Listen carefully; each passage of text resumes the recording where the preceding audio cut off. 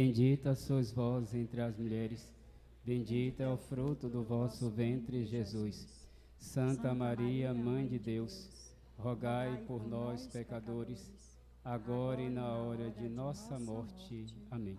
Ó Maria concebida sem pecado, rogai por nós que recorremos a vós. São José, rogai por nós e providenciai. Em nome do Pai, do Filho e do Espírito Santo. Amém. Podemos nos sentar, meus irmãos e minhas irmãs.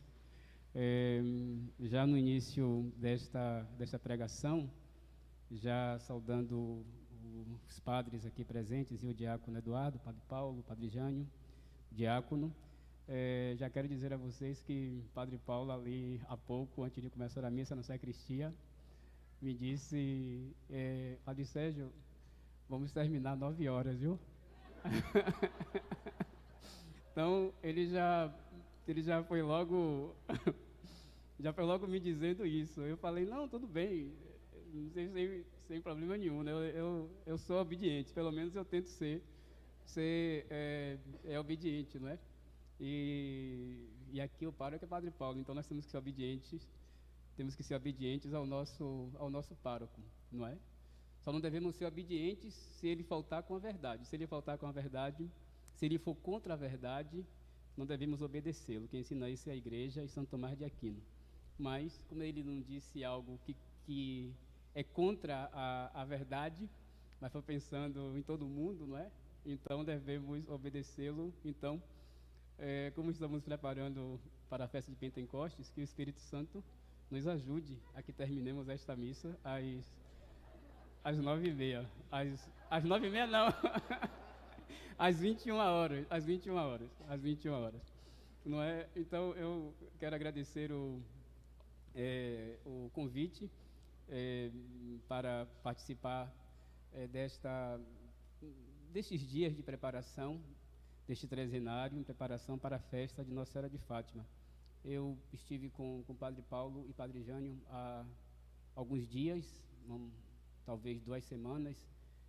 Esperei um pouco e liguei para ele, vim fazer uma visita e ele me fez este convite para participar do trezenário em preparação para a festa de Nossa Senhora de Fátima.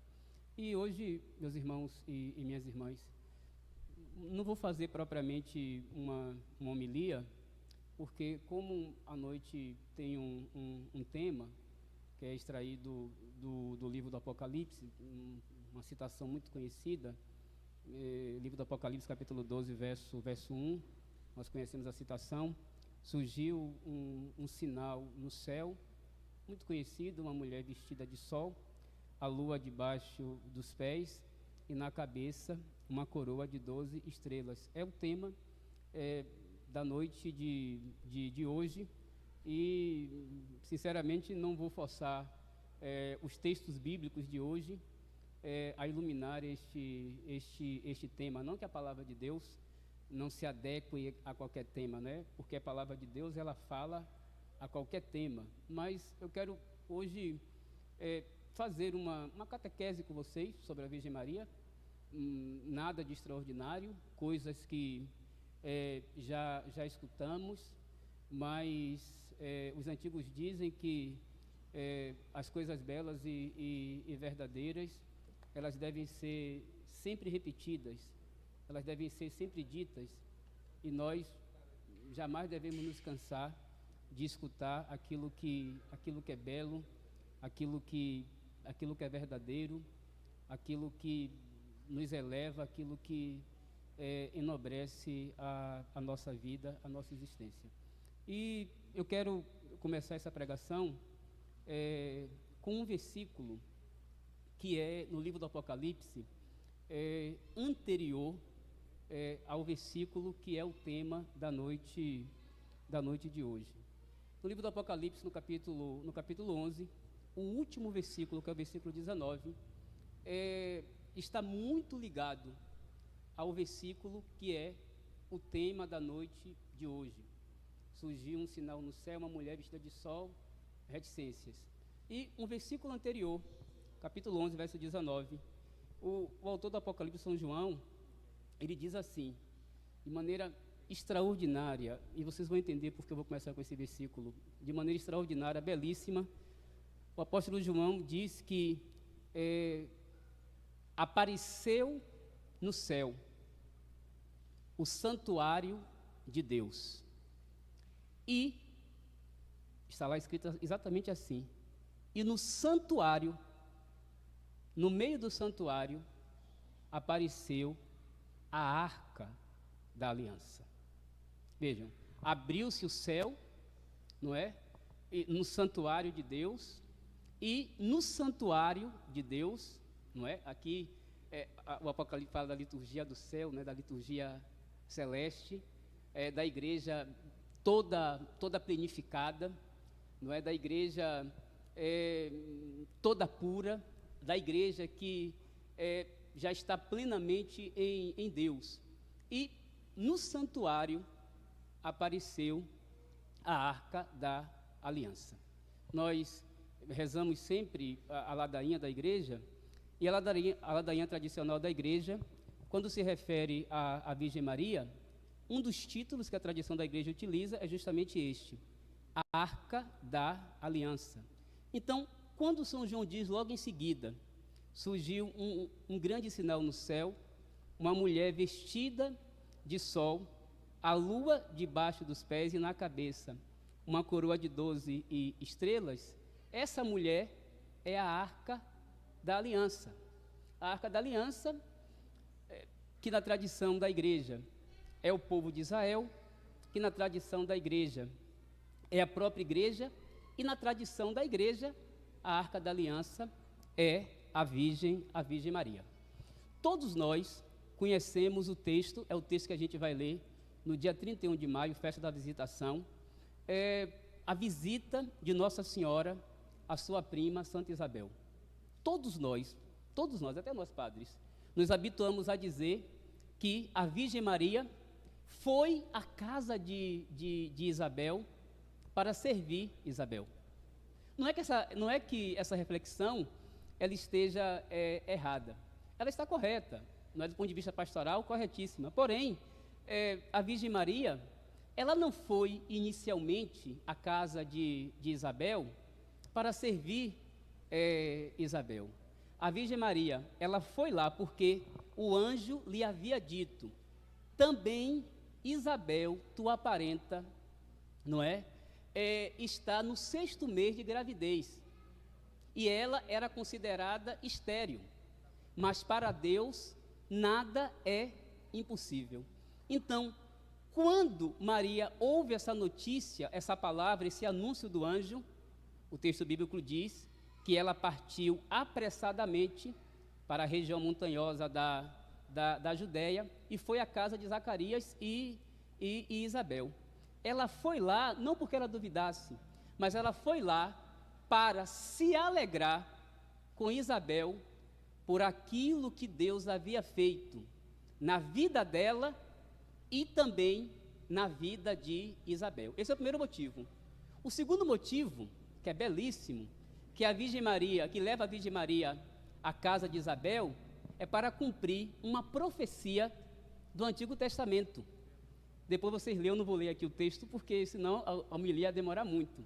Mas, no segundo livro de Samuel, capítulo 6, versículos de 1 a 11, o rei Davi tinha vencido uma batalha contra os filisteus, que tinham roubado a Arca da Aliança, venceu a batalha contra os filisteus, e o rei Davi, que estava numa cidade chamada Silo, está lá no texto, o rei Davi resolve levar a Arca da Aliança para a sua casa em Jerusalém. Naquela época ainda não havia o templo.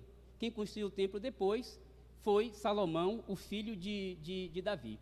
Então, Davi arma um cortejo, alguns homens seguram a arca, 4 homens, porque ninguém podia tocar na arca, por isso que cada ponta da arca tinha uma argola, ali se metia um pedaço de madeira, e os homens levavam a arca. Quando chegou perto de Jerusalém, a arca tombou, e um cidadão chamado Osa, está lá no texto. Osa, com toda a boa vontade, quis segurar a arca de Deus para que ela não caísse. Mas ninguém podia tocar na arca, porque a arca era santa. Então, Osa foi imediatamente, quando tocou na arca, ele foi fulminado, porque não se podia tocar naquela arca santa. Então, o rei Davi, quando viu aquilo, ele foi tomado de um medo. Primeiro, um medo de reverência. Tanto é que ele diz assim, as mesmas palavras que Isabel diz a Nossa Senhora. Davi diz assim: eu não mereço que a arca do meu Senhor fique na minha casa. Eu não mereço que a arca do meu Senhor visite a minha casa. Então ele foi tomado por esse medo que é temor, reverência, mas ele foi tomado também por um medo que é pavor. Quando ele viu Osa fulminado, ele disse: eu não vou levar a arca lá para minha casa não. Primeiro que eu não sou digno. Primeiro que eu não sou digno que ela fique lá. E segundo, Davi foi tomado de um grande medo. Então ele deixou a arca no meio do caminho, na casa de um cidadão de nome bem estranho, chamado Obed-Edom. E, belíssimo, a arca ficou na casa de Obed-Edom durante 3 meses. Quantos meses Nossa Senhora ficou com Isabel? 3 meses. A arca ficou na casa de Obed-Edom 3 meses e toda a casa de Obed-Edom foi abençoada. E todos que se aproximavam da casa dele, igualmente, foram também abençoados. Davi, sabendo disso, foi à casa de Obed-Edom, preparou um grande cortejo, não é, pessoas bailando, pessoas dançando, preparou um grande cortejo e levou a arca para Jerusalém. Pois bem, quando a Virgem Maria vai à casa de Isabel, ela vai para cumprir esta profecia. Por quê, Padre Sérgio? Porque a Virgem Maria é a verdadeira arca da aliança. Lá no livro do Êxodo, no capítulo 25, diz como era a arca da aliança. A arca da aliança era feita de uma madeira chamada acácia, uma madeira nobríssima, preciosíssima, uma madeira que tem um belíssimo aroma, um belíssimo perfume. A arca era toda banhada a ouro, porque na antiguidade o ouro era símbolo da divindade, e a arca era toda oca, toda vazia, e só tinha lá as tábuas da lei, ou seja, o decálogo, os 10 mandamentos. Isso era a arca da aliança, feito de acácia, madeira nobre, banhada a ouro, toda oca, toda vazia, contendo apenas as tábuas da lei, o decálogo, os 10 mandamentos. Pois bem, a Virgem Maria, que é a nova arca da aliança, quando ela vai à casa de Isabel, ela também, meus irmãos e minhas irmãs, ela está toda, me desculpe a expressão, mas a Virgem Maria está toda oca. A Virgem Maria está toda vazia. A Virgem Maria está toda pobre. Está totalmente vazia de si mesmo, oca de si mesmo, mas a Virgem Maria, ela vai à casa de sua prima Santa Isabel, repleta, cheia, portando a palavra de Deus, não mais em tábuas, mas a palavra de Deus, que é o próprio Filho de Deus, o unigênito do Pai, a segunda pessoa da Santíssima Trindade. E assim como Davi, lá no Antigo Testamento, pulou de alegria, dançou de alegria diante da arca, o menino João Batista, também no ventre de Isabel, o menino diante da Virgem Maria, diante daquilo que ela porta, que é a própria palavra de Deus feita carne, o próprio Filho de Deus, a segunda pessoa da Santíssima Trindade, o menino louva, pula de alegria por isso. E Isabel e toda a casa, e logo depois também Zacarias, todos ficam repletos da graça, repletos do Espírito, repletos da palavra. Por quê? Porque a Virgem Maria, ela traz no seu seio o Messias, ela traz no seu seio o ungido do Pai, aquele que está todo repleto do Espírito Santo. Por isso, quando ela chega à casa de Isabel e toda a casa, igualmente, ficam repletos, ficam cheios, transbordantes do Espírito Santo de Deus, porque Maria não pode dar outra coisa naquele instante, senão daquilo do qual ela está cheio, ou seja, da graça, da palavra, do Espírito Santo de Deus. É por isso, meus irmãos e minhas irmãs, que nós precisamos pedir a Nosso Senhor graças e mais graças, para entender que a experiência da fé não é outra coisa senão, a exemplo da Virgem Maria, se deixar de tal forma tomar, se deixar de tal forma encher pela graça de Deus, pela palavra de Deus, pelo Espírito de Deus, para poder também dar a este mundo, não a mim mesmo, sei lá, não os meus caprichos, não o que eu acho, não o que eu penso, mas dar a este mundo aquilo que todos nós, enquanto homens e mulheres de fé, enquanto batizados, somos chamados a ficar repletos, a ficar cheios, ou seja, como Nossa Senhora da graça, da palavra e do Espírito Santo de Deus. Como nós precisamos entender isso? Porque hoje, sob muitos aspectos, a fé é mais uma propaganda pessoal, é mais um anúncio pessoal do que anúncio de nosso Senhor Jesus Cristo. É extraordinário porque a palavra de Deus, quando se refere à Virgem Maria, se a gente for olhar alguns textos bíblicos, por exemplo, não é?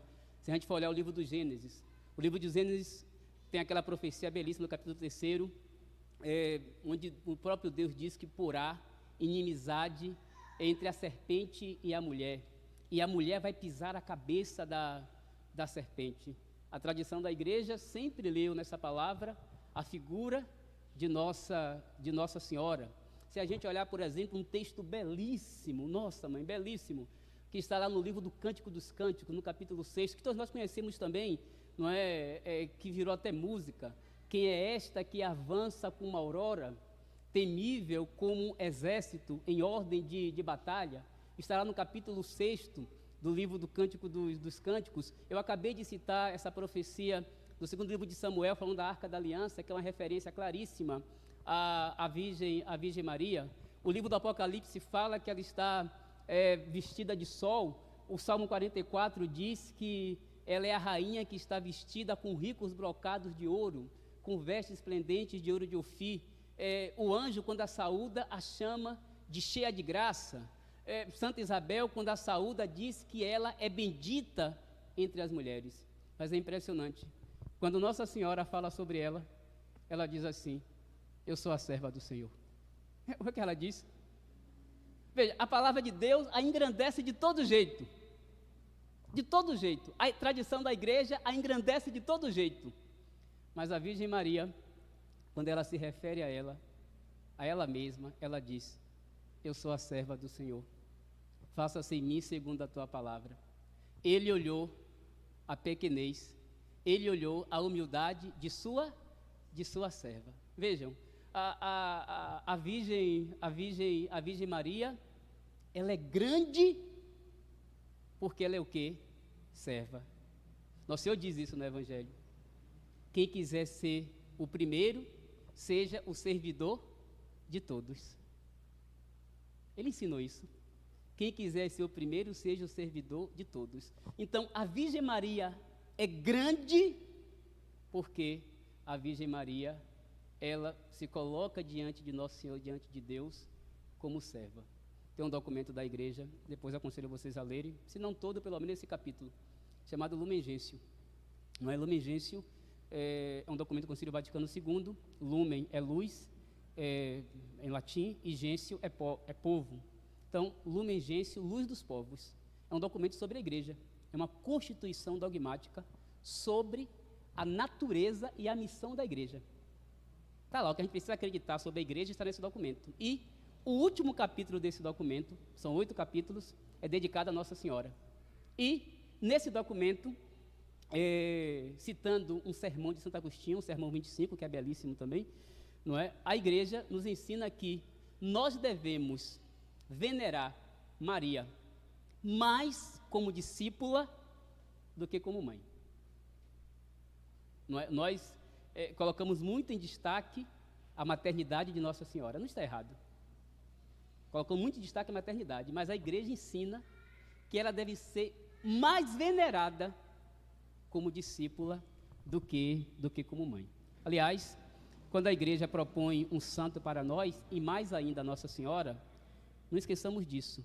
A igreja ensina que um santo, ele é padroeiro, patrono, ele é intercessor, advogado, e ele é modelo. Reparem que nós gostamos muito dessa característica da intercessão do santo e de Nossa Senhora. Mas para a igreja, não é o aspecto mais importante, a intercessão. O aspecto mais importante é o santo enquanto modelo. Então, nós estamos celebrando esses dias a Virgem Maria. Nós temos que pedir a Nosso Senhor graças e graças a Deus, porque sozinho não podemos. João 15:5, sem mim nada podeis fazer. Devemos pedir a Nosso Senhor graças e graças para imitar as virtudes de Nossa Senhora. A fé, a obediência, a humildade, para dizer como ela, o tempo todo, a Deus, a Nosso Senhor, eu sou pobre, eu sou vazia de mim, eu sou dependente de Ti, eu sou toda tua, sou todo teu, eu sou teu servo, eu sou a tua serva. É isso que nós devemos pedir a Deus, a graça de imitar as virtudes de Nossa Senhora.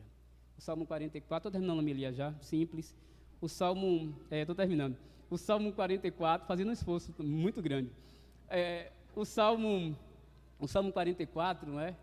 Que é belíssimo, lindíssimo o Salmo 44. O salmista diz, não é? Que à vossa direita se encontra a rainha. É assim que o salmista diz. Vestida com vestes esplendentes de ouro de Ofir. Não é? Essa rainha que está à direita do rei é a mãe de Salomão. É uma figura de Nossa Senhora. Não é? O salmista diz isso, que ela está vestida de ouro. Mas o Apocalipse diz que ela está vestida do sol. Ou seja, aqui vamos chamar aqui o sol e a lua como elementos da natureza. Não é? A tradição da igreja diz que abaixo da Santíssima Trindade, a criatura mais perfeita de Deus é Nossa Senhora. Nossa Senhora é perfeita, perfeitíssima. Perfeitíssima. É por isso que o sol a veste. Não é? O sol, podemos dizer assim, não é sem cair em idolatria aqui, não é? Sem sair da fé católica, mas o sol presta reverência a Nossa Senhora. A lua está debaixo dos seus pés. As estrelas estão sobre a sua cabeça. É muito mais lá do que o ouro de Ofir que veste lá a mãe de Salomão, que é uma figura também de Nossa Senhora.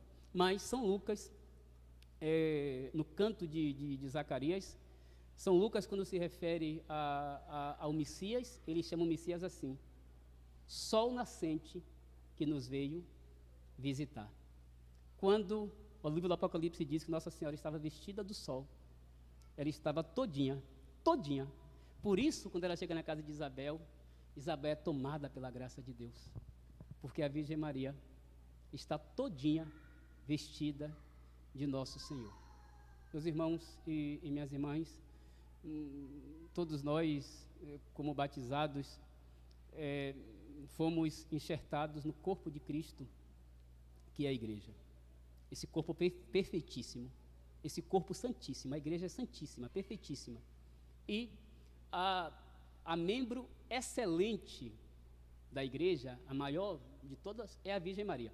Esses dias, me desculpe falar, mas eu preciso falar, não é? Eu ouvi um padre, coitado, dizendo na pregação, a gente fala de maneira espontânea e, claro, que uma ou outra vez pode sair uma palavra dita de maneira equivocada, dita de maneira errada, pode sair uma palavra que não deveria sair, mas o padre disse assim, a Virgem Maria, ele queria falar outra coisa, eu entendi, mas ele disse assim, a Virgem Maria é maior do que a igreja. Não. Esse é o mistério. A Virgem Maria, ela é mãe de Nosso Senhor, portanto, também mãe do seu corpo, que é a igreja. Ela é discípula de Nosso Senhor, é um membro excelente, mas ela também é filha da igreja. Ela é um membro excelente da igreja, mas a igreja é maior do que a Virgem Maria. Mas ela é seu membro excelente. A imagem perfeitíssima da igreja é Nossa Senhora. Por quê? Porque a igreja é santa, sem ruga, sem mancha. Tal qual Nossa Senhora, sem mancha, sem ruga, sem nenhum cisco que seja de pecado, de qualquer coisa que esteja fora da vontade de Deus, do desígnio de Deus.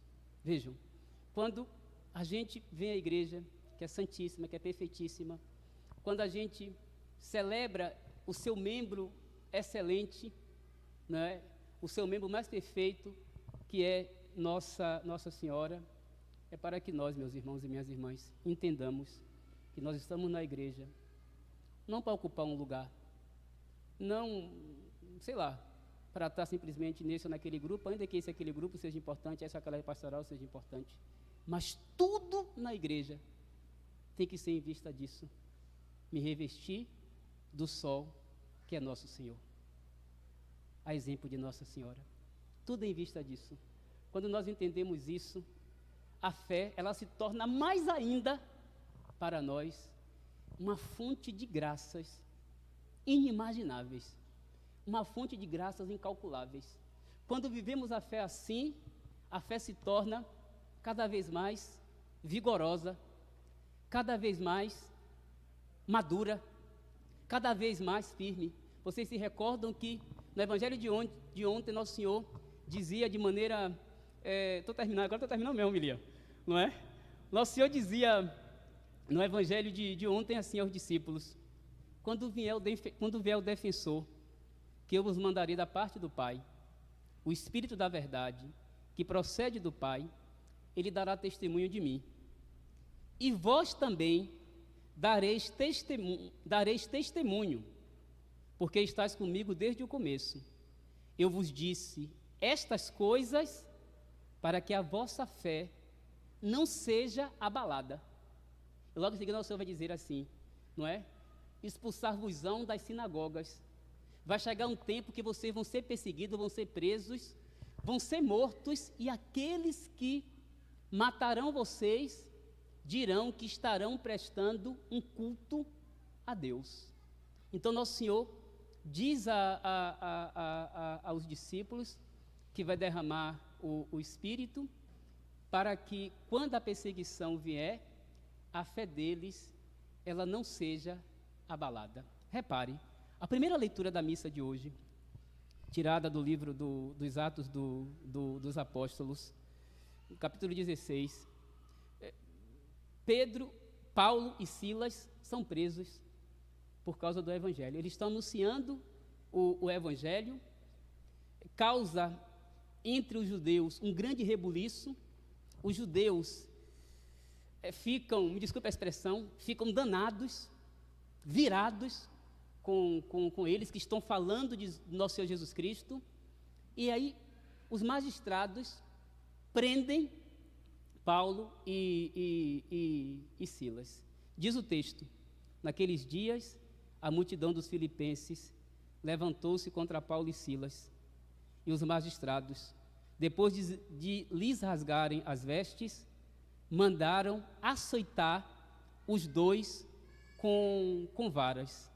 Vocês sabem que tanto a lei judaica, não é, está no livro do Deuteronômio, como também a lei dos romanos, se alguém infligisse qualquer lei que fosse, não é, em alguns casos, aquela pessoa era presa, e era isso que mandava tanto a lei judaica como a lei romana. Aquela pessoa era açoitada 40 vezes por um açoite. O açoite, que é um chicote, né, era uma vara, não é? Vamos imaginar aqui um cabo de vassoura, mas um pouco mais grosso, partido ao meio, e na ponta daquele cabo de vassoura tem ali um chicote, não é, preso, não é? E na ponta do chicote tem 3 navalhas. 3 navalhas. E a lei dizia, não é? A lei romana dizia assim, tá? Isso eu me lembro. Está na segunda carta aos Coríntios, capítulo 11. A lei romana dizia que o algoz, o torturador, devia dar 39 chicotadas. Por que 39, Padre Sérgio? Porque ele não podia errar a conta. Se errasse a conta, o torturador também seria igualmente punido. Então, para não errar a conta, agora veja, qual é a diferença entre 39 e 40? Não é? Mas mandava dar 39 açoites. E diz o texto, não é? Depois de açoitá-los bastante. Os estudiosos dizem que açoitá-los bastante era da seguinte forma: cada chicotada tinha o peso de 3. E quando aquilo, pela primeira vez, batia nas costas, as costas ficavam o quê? Carne viva. Imagine a cena. Santa Catarina de Sena diz que para entender a palavra de Deus, não é? Eu preciso, quando tem imagens, quando tem cenas, eu preciso me colocar pela via da imaginação na cena. Imagine nós lá como espectadores, vendo Paulo e Silas sendo açoitados com aquele instrumento de tortura, com aquele açoite, com aquela vara, com aquele chicote, e a carne viva cada vez mais aparecendo. Imagine esta cena, não é? E continua a leitura. Depois de açoitá-los bastante, lançaram-nos na prisão, ordenando ao carcereiro que os guardasse com toda a segurança. Ao receber essa ordem, o carcereiro levou-os para o fundo da prisão e prendeu os pés deles ao tronco. Eles foram presos sentados e os pés presos aos troncos. E aqui o texto que eu queria. À meia-noite, Paulo e Silas estavam rezando e cantando hinos a Deus. Tinham acabado de tomar vários açoites. As costas estavam em carne viva. Certamente os dois deviam estar, podemos dizer assim, né, a fisionomia que sofreram, né, deformada, tristes não, mas sofrendo. Mas à meia-noite eles cantavam hinos a Deus. Aqui a tradição da igreja diz que é uma oração perfeita. Por que uma oração perfeita, Padre Sérgio? Porque no sofrimento eles elevam a Deus uma oração de ação de graças. Escute o que eu vou dizer a vocês e a mim. Escutem o que eu vou dizer a vocês e a mim. Não é? Muitas vezes Deus nos livra das provações e das lutas antes. Mistério de fé. Só pela fé a gente entende. Só pela fé a gente entende. Muitas vezes Deus nos livra das provações, dos males, das lutas, das tragédias, antes que aconteça. Antes que aconteça. Mas eu preciso dizer a vocês, é mistério de fé, é verdade de fé. Mas na maioria das vezes, Deus nos livra no meio da tragédia, no meio da provação, no meio da luta. Ele nos livra lá, não é? Nosso Senhor dizia no Evangelho de ontem, o Espírito vai ser dado para que quando as perseguições chegarem, e elas chegam de todo tipo, a vossa fé, ela não seja abalada. Às vezes é um problema pessoal, às vezes é um problema na família, às vezes é uma enfermidade, às vezes é essa peste que está assolando a todos nós, às vezes é uma situação com o filho, às vezes é uma situação na vida financeira, mas todas as vezes que eu estiver mergulhado numa situação delicada, de sofrimento, de tragédia, de dor, não murmuremos, porque a tentação nossa é murmurar, a tentação nossa é se queixar, a tentação nossa é até mesmo, sob muitos aspectos, negar ao Senhor, abandonar a fé, ou até mesmo fazer chantagem emocional com o nosso Senhor, com Deus, dizendo assim, mas Senhor, por que isso está acontecendo comigo? Eu procuro viver certinho, eu procuro fazer tudo certo, eu procuro te obedecer, e por que essas coisas estão acontecendo comigo? Meus irmãos e minhas irmãs, peçam ao nosso Senhor a graça de nunca dizer essas palavras, porque elas são tolas, porque elas não são cristãs, porque elas são palavras pagãs, porque elas são palavras mundanas, mas no meio da provação, o que é a fé nos ensina? O que é a nossa mãe católica, a igreja, nos ensina? Nosso Senhor diz, eu darei a vocês o Espírito Santo. Então, na hora da provação, para que a nossa fé não seja abalada, eu não só vou pedir a Nosso Senhor o Espírito Santo, mas eu vou pedir a Nosso Senhor que o Espírito, que eu já recebi no batismo, naquela situação, naquele instante, naquele contexto duro, trágico, pedir que o Espírito Santo faça aflorar em mim aquilo que eu já recebi no santo batismo, os dons, os frutos do Espírito. Para quê? Para, nas tragédias, a minha fé não ser o quê, Padre Sérgio?